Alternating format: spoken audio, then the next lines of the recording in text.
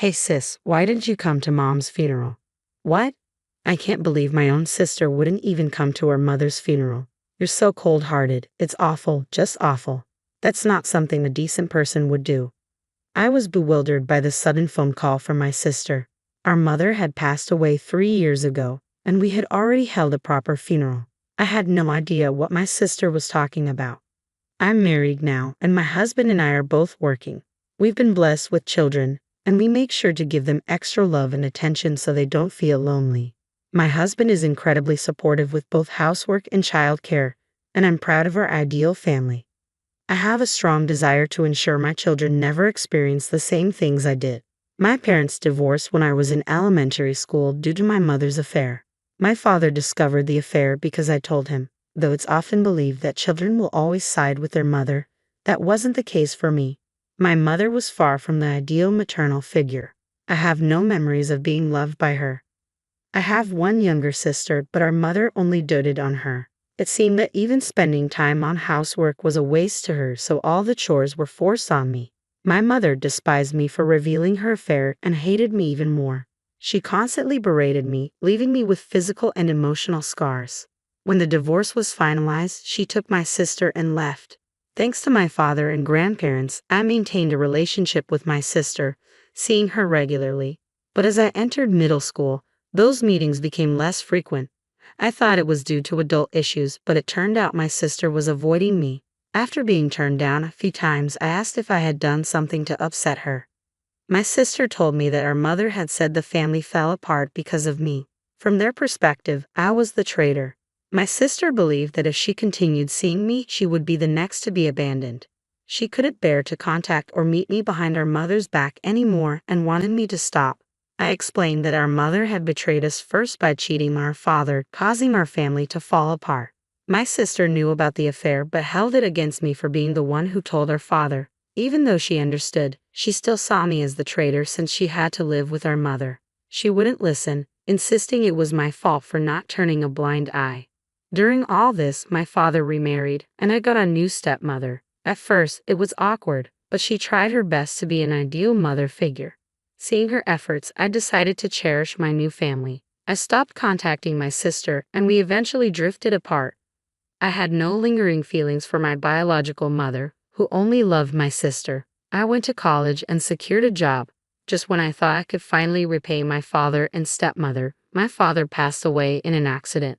Despite our distance, I informed my sister that our father, who was still her father, had passed away. However, my sister did not offer any words of condolence. After saying, "Serves him right," she laughed scornfully.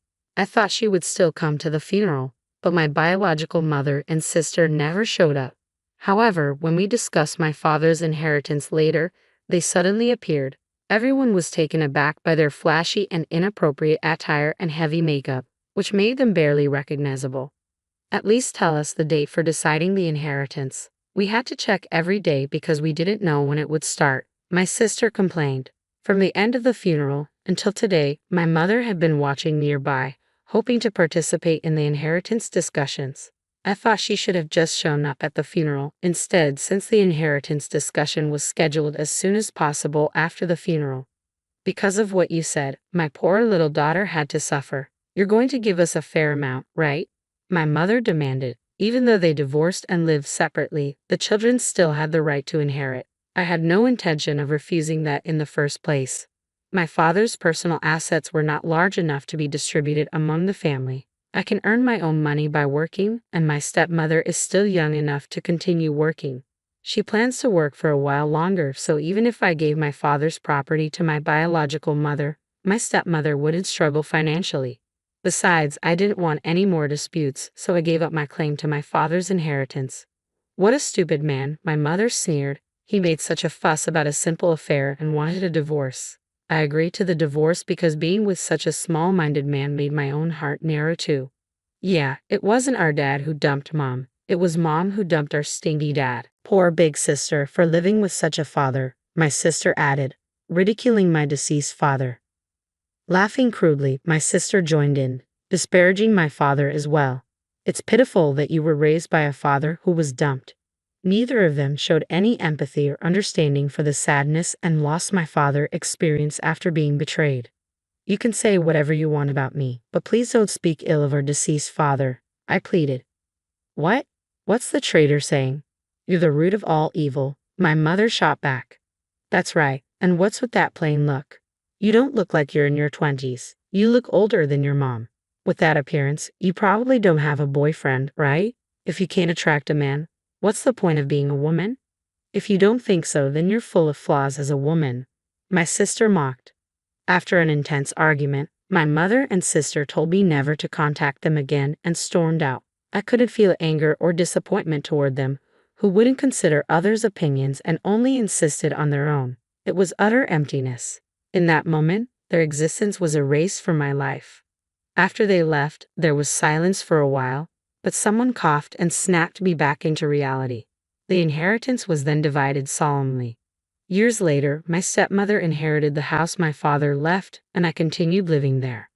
I wasn't sure, but I believed she was thinking about me. Even though I was an adult, my stepmother tried to be a mother figure for me. Her support made me very happy, but then she became ill and was hospitalized.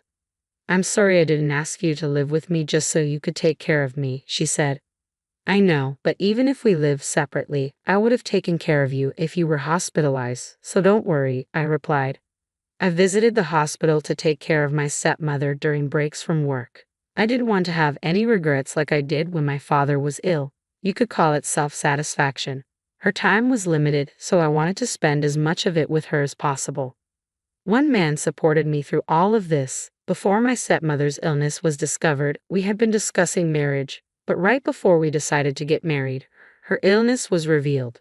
I asked to put the marriage on hold for a while, but my partner said it would be better to reassure my stepmother, and his presence became indispensable to me. At the right time, I introduced him to my stepmother. He told her, I'm looking forward to living together with the three of us. He's a wonderful person. I have to make sure I see you in your wedding dress on behalf of your father too, she said, her greatest joy shining through. She lived longer than initially expected, but a few days after my wedding, she passed away, joining my father. My stepmother was wealthy and I inherited a large amount of money. 3 years later, with what my stepmother left behind, I was able to build a happy family. From the start of our marriage, my husband and I decided to continue working and live within our means, not relying on any inheritance. Today, as usual, I went to work and received a call from an unknown number on my personal cell phone. Assuming it was a sales call, I ignored it. However, the calls persisted, coming in every minute. Eventually, I answered at the end of the day and discovered it was my estranged sister. Why didn't you come? She demanded. Come to what? What are you talking about? I replied, confused. How could you forget our mother's funeral? She sobbed. Our mother's funeral was 3 years ago, I said, bewildered. She paused before continuing angrily, oh, maybe your stepmother died too. I'm talking about our real mother. Calling someone you're not even related to mother is disgusting. I felt irritated but chose to overlook her attitude, recognizing that the loss of her mother must have been a tremendous shock to my sister.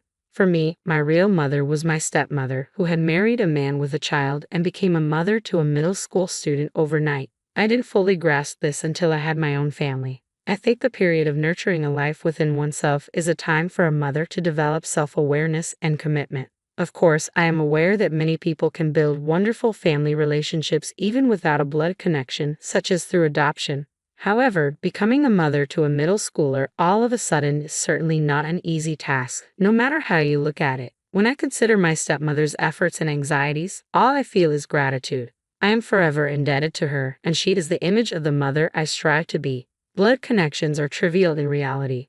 The so-called real mother my sister refers to never even looked at me. So when I hear the word mother, I think of my stepmother who raised me, not my birth mother. I genuinely believed she was talking about my stepmother. Finally understanding my sister's words, I replied indifferently, oh, I see. I could hear what sounded like her banging or stomping over the phone. What that indifferent attitude? The funeral is over. It's terrible not to attend your own relative's funeral. What a cold-blooded person, you must not have red blood in you. Although she made a valid point, my sister also didn't attend our relative's funeral. Moreover, our deceased father loved both my sister and me equally. I believe he was more affectionate than my mother, Not only did my birth mother and sister not attend my father's funeral, but they also took his inheritance and insulted and despised him. If you ask me, I think those two are the ones without red blood flowing in them. Indifferent. Well, we're strangers, aren't we? I said. Ha! You interfered with the inheritance even though you didn't attend Dad's funeral, right? Weren't you the one who said never to contact you again? And I just found out about our mother's passing now, you know. After a brief silence, my sister uttered a small, "Ah, I forgot I meant to inform you about the funeral." Well, I'm glad you remembered. I'm going to renounce all the inheritance related to that mother, so you can do whatever you want with it, I said, hanging up the phone. However, my sister, perhaps lacking comprehension, contacted me again a few days later. Help me, Katie. Seems her mother hinted at marriage to various men. Isn't that like marriage fraud? They're yelling at me to pay compensation if I don't want to be sued. I'm being yelled at a lot. Well, just pay them. If I could, I wouldn't be calling you. Did you hear me say various men? It's not just one or two. Some of them seem pretty sketchy too.